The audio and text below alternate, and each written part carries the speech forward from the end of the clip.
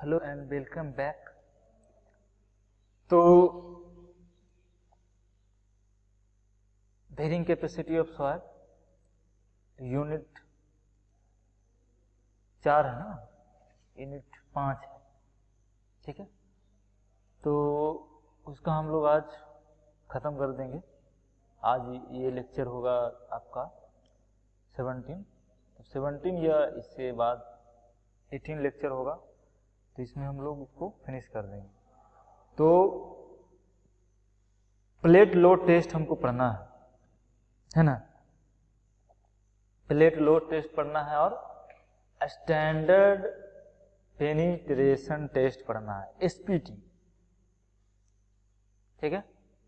SPT test एक और है, प्रोटेक्टर टेस्ट, उसमें हम लोग पढ़ेंगे, उसमें है ना, वो कंपैक्शन में पढ़ेंगे, सॉइल स्टेबलाइजेशन जिसको हम लोग बोलते हैं, तो उसमें हम लोग पढ़ेंगे एसपीटी टेस्ट और एक है उसमें, लेकिन यह है क्या, standard penetration test, SPT test. तो 2 टेस्ट आपको पढ़ना है, इसका सिर्फ प्रोसीजर आपको पढ़ना है, और ये सब वलर फलान दिखाना, इक्विपमेंट लेते हैं वो ये वो सब नहीं, इसका सिर्फ प्रोसीजर ही है सिलेबस में, उसको हम लोग को पढ़ना है। तो आइए हम लोग लेक्चर 17 देखते हैं, प्लेट लोड टेस्ट, है ना। तो ये अरेंजमेंट होगा हम लोग प्लेट लोड टेस्ट का।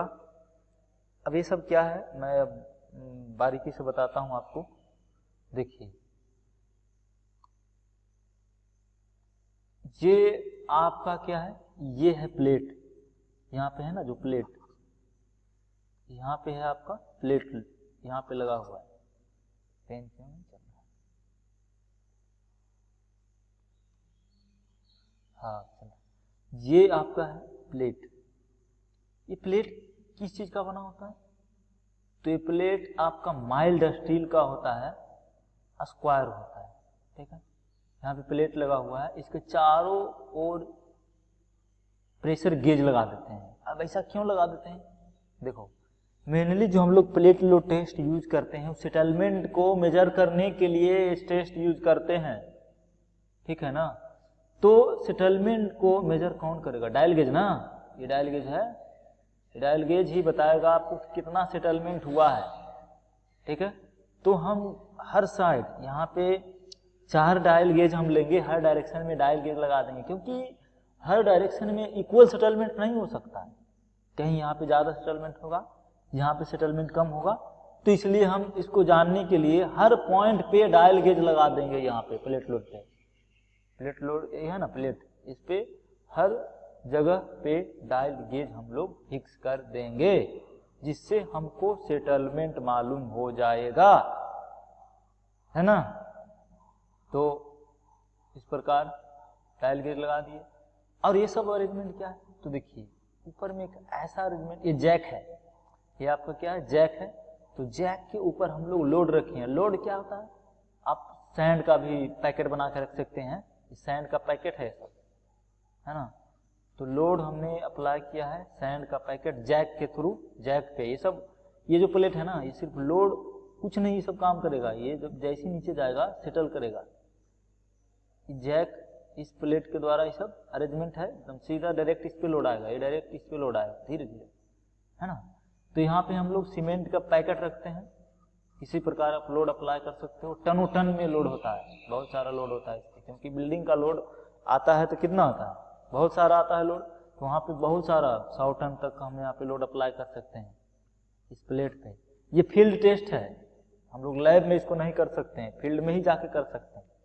तो हम लोग कह सकते हैं plate load test is a field test, field में ही हम इसको टेस्ट करेंगे।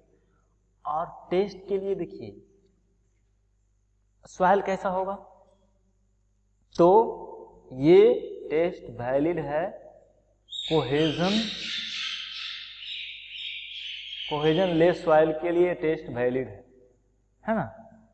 कोहेजन लेस सॉइल के लिए ये टेस्ट वैलिड है। कोहेजन लेस सॉइल को हम क्या बोलते हैं, सैंड को बोलते हैं ना जी, sand is a cohesion less soil है, सैंड है जो आपका कोहेजन लेस सॉइल है, क्यों ऐसा करते हैं हम लोग, सैंड में ही क्यों करते हैं? क्योंकि आपका सैंड जो है सेटलमेंट तुरंत शो कर देता है ना। लेकिन क्ले है जो टाइम के साथ सेटल करते जाता है। मतलब सेटलमेंट वर्सेस लोड का अगर हम ग्राफ ड्रॉ करें, सेटलमेंट वर्सेस लोड का हम लोग ग्राफ अगर ड्रॉ करते हैं तो इस प्रकार कुछ मिलता है, सेटलमेंट वर्सेस लोड का ग्राफ। ठीक है ना, इधर आपका क्या है, लोड है, इधर आपका सेटलमेंट है। तो सेटलमेंट वर्सेस हम लोड का ग्राफ खींचते हैं तो ये सेटलमेंट आपका हो जाता है किसका, एक होता है आपका, है ना, एक होता है सैंड और एक होता है क्ले। तो सैंड का आपका सेटलमेंट तुरंत मिल जाएगा, इससे ज्यादा सेटल नहीं करेगा। मतलब एक फिक्स टाइम में वो सेटलमेंट मैक्सिमम देगा, उसके बाद फिर सेटलमेंट नहीं होगा उसमें। तो ये आपका किसका होगा, सैंड का होगा। और ये क्या होगा, क्ले का। क्ले का क्या होगा, क्ले आपको टाइम के साथ सेटलमेंट बढ़ते जाएगा, उसमें क्या होगा, धीरे धीरे सेटल करेगा। साल 2 साल में 1 सेंटीमीटर किया, दूसरा साल में हो सकता है आधा सेंटीमीटर करेगा, तीसरा साल में हो सकता है फिर 1 सेंटीमीटर करेगा, फिर तीसरा साल में हो सकता है आधा सेंटीमीटर करेगा। मतलब समय के साथ वो, उसको हम नहीं बता सकते हैं कि 1 साल में वो कितना सेटल करेगा। लेकिन सैंड में ऐसा है कि वो अचानक से आप लोड अप्लाई करिएगा तो वो बता देगा कि आपको 10 सेंटीमीटर गया है। अब 10 सेंटीमीटर के बाद 11 सेंटीमीटर पहुंचने में उसको 5 साल लग सकता है, 10 साल लग सकता है। ठीक है ना। तो मतलब हम एक मान सकते हैं कि जो सैंड है वो क्या करता है, इमीडिएट सेटलमेंट देता है सैंड। लेकिन क्ले में ऐसा नहीं है, क्ले टाइम के साथ सेटल करते जाता है। तो इसलिए हम लोग बोलते हैं कि टेस्ट हम लोग सैंड पे ही करते हैं, क्ले पे नहीं कर सकते। टाइम के साथ क्योंकि सेटलमेंट बढ़ते जाएगा ना, तो उसका हम लोग 1 साल में, मतलब कि कुछ समय में 2 घंटा 3 घंटा 4 दिन में, महीनों दिन में सेटलमेंट उसका हम लोग नहीं बता सकते हैं क्ले का। इसलिए क्ले पे टेस्ट वैलिड नहीं है, ये टेस्ट सिर्फ सैंड के लिए ही वैलिड है। ठीक है ना, प्लेट लोड टेस्ट, क्योंकि ये इमीडिएट सेटलमेंट को मेजर करता है। तो इमीडिएट सेटलमेंट बताएगा आपको प्लेट लोड टेस्ट ही। क्योंकि हमको कोई जगह पे बिल्डिंग बनाना है, कोई स्ट्रक्चर बनाना है, तो क्या हम उसको पहले 2 साल से छोड़ देंगे? अरे 2 साल हम टेस्टे करेंगे तो बिल्डिंग कब बनाएंगे, बोलो? तो क्ले की जगह पे ये टेस्ट लागू नहीं होगा, तो और कोई दूसरा टेस्ट होगा, है ना, उसको नहीं पढ़ना हमको, होगा कुछ हमको पढ़ना प्लेट लोड टेस्ट और penetration, cone penetration test, standard penetration test, तो पढ़ना हमको। ठीक है ना। तो अभी हम प्लेट लोड टेस्ट दे रहे हैं, तो इसका अरेंजमेंट क्या होगा कि ये जैक लगा होगा, जैक के ऊपर हम लोग किसी प्रकार अरेंज करके लोड अप्लाई कर देते हैं। लोड कैसे भी अप्लाई कर सकते हो, यहाँ पे सैंड में, बैग में क्या है, सैंड भर के, या सैंड को, सॉइल को भी भर सकते हो, या यहाँ पे आप क्या रख सकते हो, रॉक भी रख सकते हो, जो आपको जैसे मर्जी है उससे अप्लाई कर सकते हो। लेकिन सैंड में क्या है कि आप नंबर ऑफ बैग मैक्सिमम इसमें रख सकते हैं, क्या, क्योंकि इसमें क्या है, एक बैग तो दूसरे पे हम रखते जाएंगे। ठीक है ना, उसी प्रकार इसी अच्छा बेटर होता है कि सैंड का बैग ही रख लेते हैं बहुत सारा, और जब आपका बिल्डिंग बनेगा तो आप सैंड यूज कर लीजिएगा। ठीक है, इस वजह से हम लोग सैंड बैग ही रख लेते हैं। तो ये आपका डायल गेज बताएगा कि कितना सेटल डाउन हुआ है, तो उसी के अनुसार आप मेजर कर लीजिएगा, है ना। ठीक है, तो अब ऐसा अरेंजमेंट क्यों करते हैं? अब देखो, जैसे हमको एक फाउंडेशन बनाना है, तो मैं मान के चलता हूं, इमेजिनेशन करता हूं कि ये फाउंडेशन मेरा इस प्रकार बनेगा, यहाँ पे इतना डेप्थ का, डी डेप्थ का फाउंडेशन बनेगा यहाँ पे। क्या हमने एजम्पशन अभी किया है कि डी डेप्थ का हमने यहाँ पे फाउंडेशन देंगे, कितना डेप्थ का, डी डेप्थ का यहाँ पे फाउंडेशन देंगे। ये मेरा फाउंडेशन लेवल है, क्या है, एफएल है, फाउंडेशन लेवल है। ये आपका ग्राउंड लेवल है, जीएल है। ठीक है, ये आपका क्या है, जीएल है, ग्राउंड लेवल है। तो यहां से आपका ये डीएफ है, ग्राउंड लेवल से डेप्थ फुटिंग लेवल तक का डिस्टेंस को हम बोलते हैं डेप्थ ऑफ फुटिंग। तो ऐसा हमने एज्यूम किया कि ये ऐसा हम फुटिंग प्रोवाइड करेंगे, तो मतलब इतना पोर्शन में यहाँ से लेके यहाँ तक के, देखो इस पोर्शन में यहाँ से यहाँ तक के एक गड्ढा खोद लेंगे हम लोग। क्या कर लेंगे, गड्ढा खोद लेंगे, एक पीठ बना लेंगे, उसको गड्ढा बोलते हैं, पीठ को हिंदी में गड्ढा बोलते हैं। तो उतना ही साइज का, ठीक है। अब देखो कितना साइज का गड्ढा बनाएंगे, यहाँ पे आओ थोड़ा सा, देखो ये आपका क्या है 5P है ना, ये 5P है आपका width of foundation. Plate load test का विड्थ है P, तो विड्थ ऑफ जो हम फाउंडेशन लेंगे 5P लेंगे। तो हम यहाँ पे 5P का फाउंडेशन बना लेंगे, अभी जैसे समझ में आएगा सब। यहाँ पे क्या हम लोग 5P, इसका जो विड्थ होगा इस गड्ढा का कितना होगा, जो प्लेट का विड्थ होगा उसका 5 टाइम विड्थ होगा इस गड्ढा का, पीठ का, ठीक है। कितना होगा 5 टाइम, तो 5 टाइम यहाँ पे हम लोग 5 टाइम विड्थ ऑफ प्लेट का गड्ढा खन लेंगे। और ये हाइट कितना होगा, तो हाइट तो उतना ही होगा, डीएफ के बराबर ही होगा, डीएफ के बराबर होगा। तो इतना गड्ढा हम लोग खन लेंगे। अब बताइए कि यहाँ सॉइल कुछ नहीं रहा, यहाँ पे क्या है सॉइल कुछ भी नहीं रहा, तो इसका कंसेप्ट आगे हम यूज करेंगे, ठीक है। यहाँ पे कुछ सॉइल नहीं रहा है तो ये जबरदस्त कंसेप्ट यहाँ पे लागू होगा, इसको ध्यान रखना है। तो ऐसा हम लोग गड्ढा करेंगे। अब यहाँ पे क्या करेंगे, प्लेट को इंसर्ट करेंगे। प्लेट हमने रख दिया, माइल्ड स्टील का प्लेट रख दिया यहाँ पे, फिर क्या लगा दिया, फिर हम यहाँ पे एक जैक लगा दिए, जैक स्क्रू जैक लगा दिए, ठीक है। जैक का अरेंजमेंट कर दिए। जैक के अरेंजमेंट के बाद क्या होगा, जैसे ऊपर में था है ना, जैसे ऊपर में था सैंड बैग इस पे रख दिए, बहुत सारे बैग इस पे रख दिए, अरेंज कर दिए। जितना आप लोड अप्लाई कर सकते हो वो आपको फेलुअर से पहले का load bearing capacity of soil बताएगा। जैसे हम लोग लोड अप्लाई करते रहेंगे, ठीक है ना, 100 किलोन्यूटन, 200 किलोन्यूटन, 100 टन, इतना लोड हम अप्लाई करते रहेंगे। जिसपे तुमको अचानक से सेटलमेंट मिलेगा वो फेलुअर लोड हो जाएगा। बोलो, अचानक से फेल कर जाएगा ना तो फेलुअर लोड हो जाएगा। तो उसी प्रकार हमको लोड अप्लाई करते रहना है, और महीनों 2 महीनों हम लोग रख सकते हैं, 2 दिन 4 दिन 5 दिन भी रख सकते हैं प्लेट लोड टेस्ट के लिए, ठीक है। तो ऐसा हम लोग करेंगे। और चारों पट्टी इसका क्या डायल गेज लगा देंगे, यहाँ पे डायल गेज, यहाँ पे भी डायल गेज होगा, यहाँ पे भी डायल गेज होगा, मतलब चारों साइड हम 4 मिनिमम डायल गेज लगा देते हैं, चारों डायरेक्शन में सेटलमेंट मेजर कर लेते हैं, ठीक है। तो ऐसा हम लोग करेंगे, ठीक है, ऐसा हम लोग अरेंजमेंट करेंगे। तो आइए इसका प्रोसीजर क्या है, देखिए।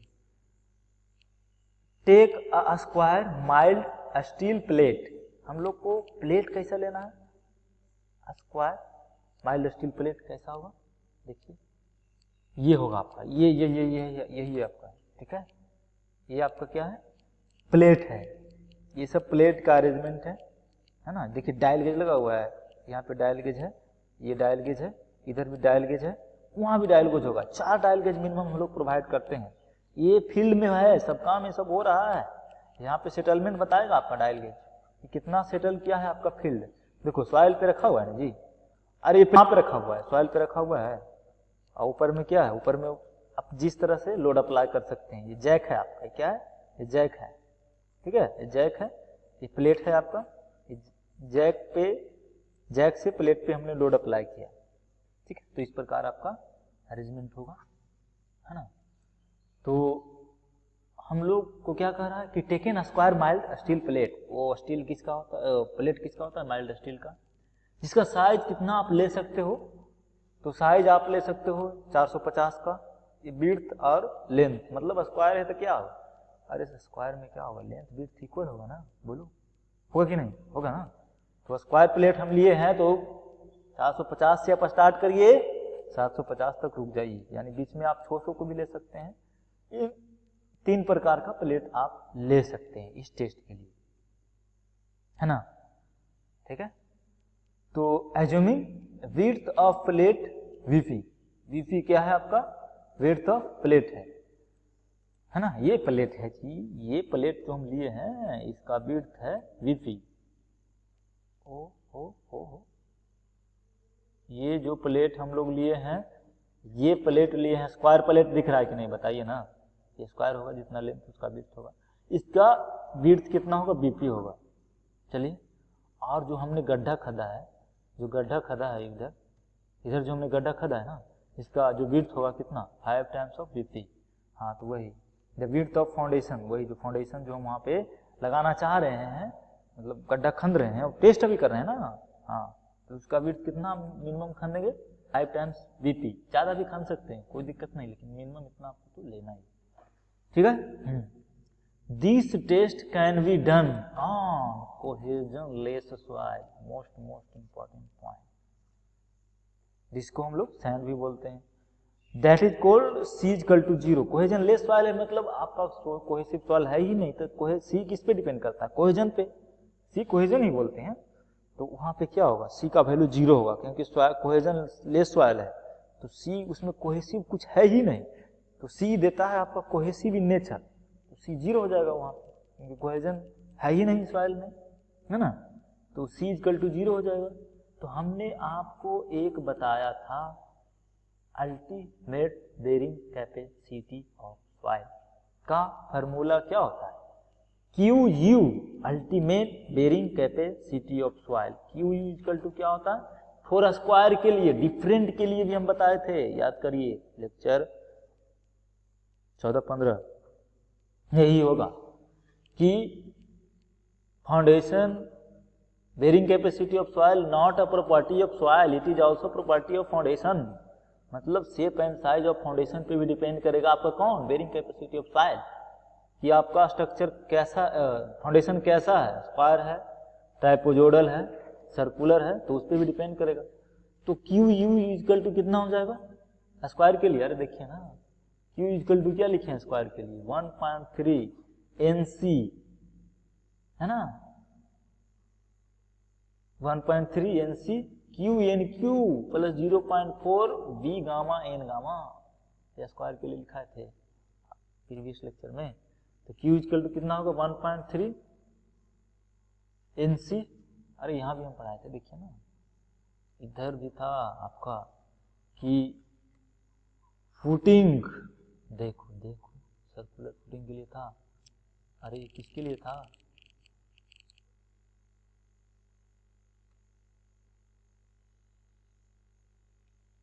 बताओ तो, स्क्वायर फुटिंग के लिए बताए थे ना, मैं C छूट गया उसमें सुधार देना। अरे स्क्वायर फुटिंग के लिए था कि नहीं फॉर्मूला, अरे था ना 1.3 CNC प्लस QNQ -1, ये तो QNU है, नेट अल्टीमेट बेरिंग कैपेसिटी, लेकिन हम बेरिंग कैपेसिटी ऑफ सॉइल बता रहे हैं आपको, ठीक है। तो क्या होगा, हाँ CNC capital CNC plus QNQ plus 0.4 V gamma N gamma, या N गामा, गामा लिखो कोई दिक्कत नहीं है ना। ये होता है ultimate bearing capacity of soil, ठीक है। तो आप क्या बोल रहे हो कि मेरे पास जो सॉइल है वो क्या है, कोहेजन लेस सॉइल है, तो C का वैल्यू 0 आप बोल दिया ना पहले, C का वैल्यू आप 0 दे दिए, चलिए ठीक है। और एक जबरदस्त कंसेप्ट हम यहाँ पे यूज करने जा रहे हैं, देखिए ये Q क्या होता है, ये Q इक्वल टू क्या होता है बताइए, Q इक्वल टू होता है DF इंटू गामा T, होता है कि नहीं, अरे गामा T, ये सॉइल जो ऊपर बर्डन है, ओवरबर्डन प्रेशर जो आ रहा है इस पे, जो सॉइल के कारण यहाँ पे जो प्रेशर आ रहा है ना फुटिंग लेवल पे, उसका प्रेशर, तो गामा DF इंटू T।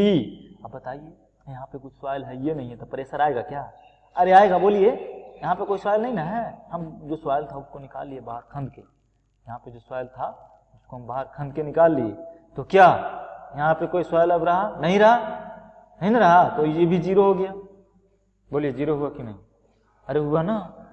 तो अब आपका क्या हो गया, QU इक्वल टू, अरे QU इक्वल टू, अब क्या बचा, ये तो टर्म 0 हो गया, ये भी टर्म 0 हो गया, तो बचा क्या, लीजिए सिर्फ ये बच गया, 0.4 V गामा एन गामा, ये सिर्फ आपका बच गया। बोलिए ultimate bearing capacity of soil, ये बच गया ना? हाँ बचा ना? Net ultimate bearing capacity of soil भी यही होगा, क्योंकि गामा डीएफ माइनस करेंगे तो net ultimate bearing capacity of soil बचेगा ना। अरे क्या होता है भाई, देखो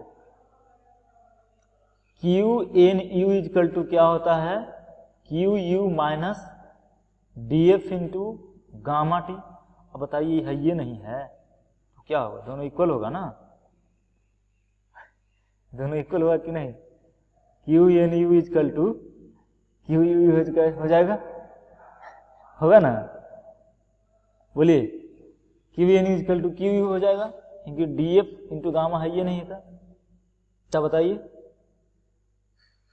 क्यू इजकल टू कितना हो जाएगा, 0.4 बी गामा इन गामा हो जाएगा। ठीक है, ठीक है, चलिए तो यही यहाँ पे फॉर्मूला है Q U, ultimate bearing capacity of soil. ठीक है, also above the plate number of soil is present, so देखो नो सॉइल है यहाँ पे, no soil is present, so Q N Q is equal to 0 है ना?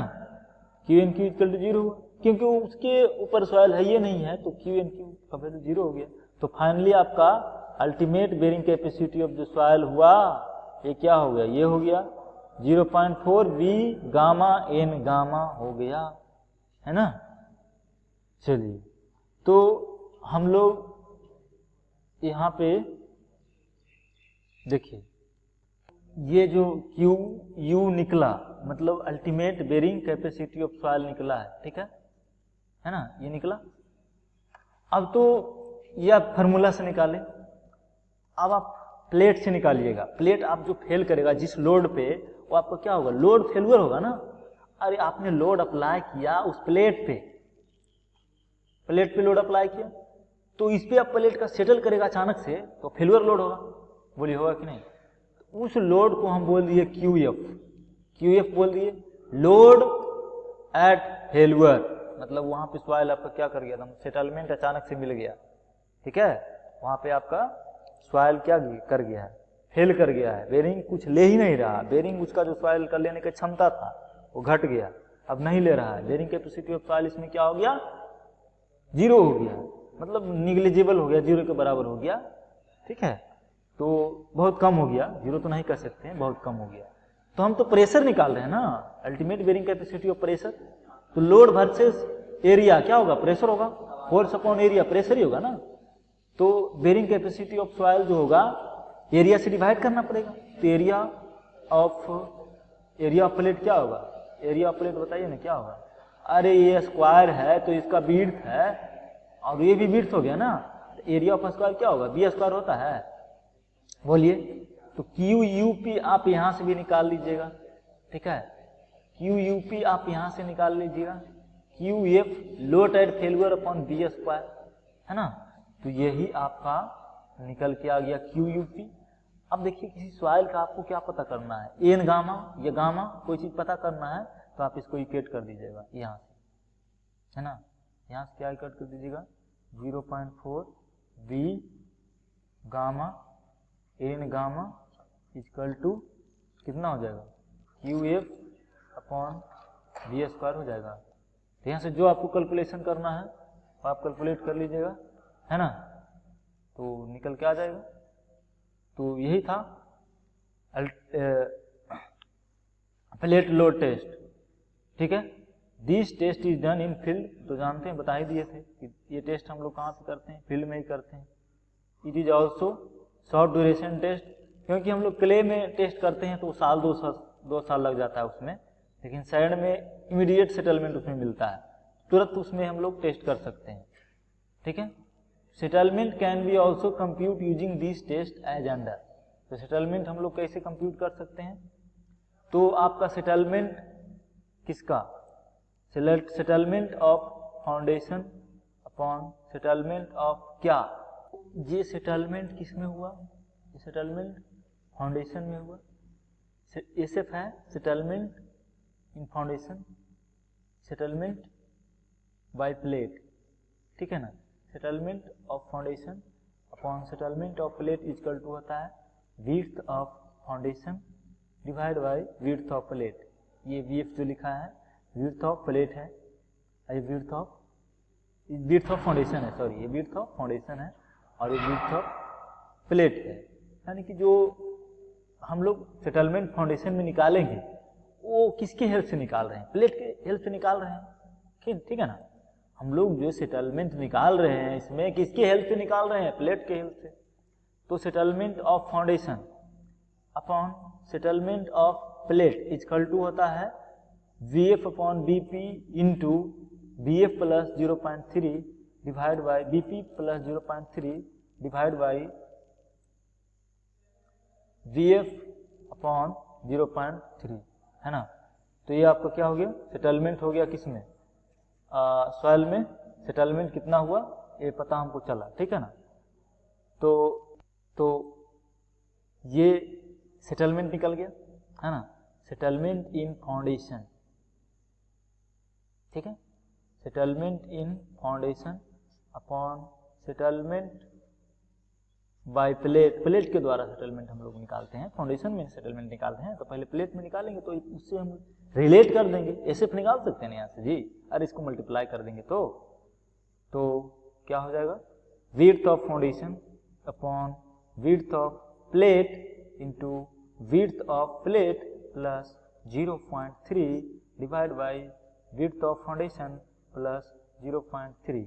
अब बताइए ना, इसमें आप SF निकाल सकते हैं ना, सेटलमेंट इन फाउंडेशन वही हमको जो निकालना है, SP इंटू, है ना, width of foundation upon width of plate into क्या 0.3। अरे प्लस में तो आगे पीछे लिख सकते हो कि नहीं, बोलो, लिख सकते हो, upon width of foundation plus 0.3, ठीक है। इस प्रकार हम लोग लिख सकते हैं।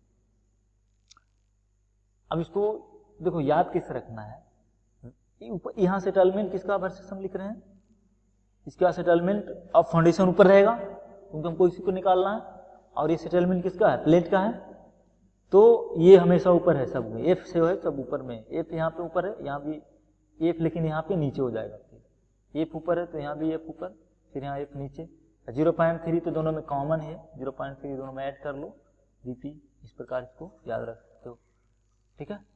हाँ, सेटलमेंट निकालने के लिए क्वेश्चन ही पूछ सकता है ना। तो ये सैंड के लिए था, ये किसके लिए था, वो सैंड के लिए, यानी कोहेजन लेस सॉइल के लिए था।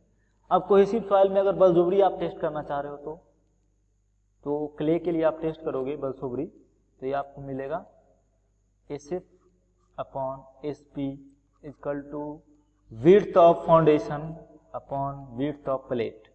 ये आपका सेटलमेंट किस में मिल जाएगा, क्ले में, सबसे इजी मिल जाएगा, इसमें कुछ नहीं करना है।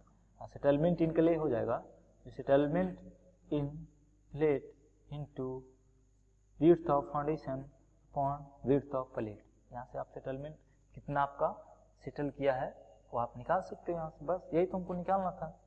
और हमेशा ये वाला याद रखो क्या है कि विड्थ ऑफ फाउंडेशन और विड्थ ऑफ प्लेट जो यहाँ लोगे ना, ऑलवेज मीटर में लोगे, किस में लोगे, मीटर में। हाँ, इसलिए यहाँ पे लिख दिया गया है कि this width of foundation and width of plate always taken in meter, ठीक है। तो इस लेक्चर को यहीं पे फिनिश करते हैं, बड़ा हो जाएगा तो आप लोग देखिएगा नहीं, ठीक है। तो नेक्स्ट लेक्चर में हम लोग मिलते हैं, थैंक यू।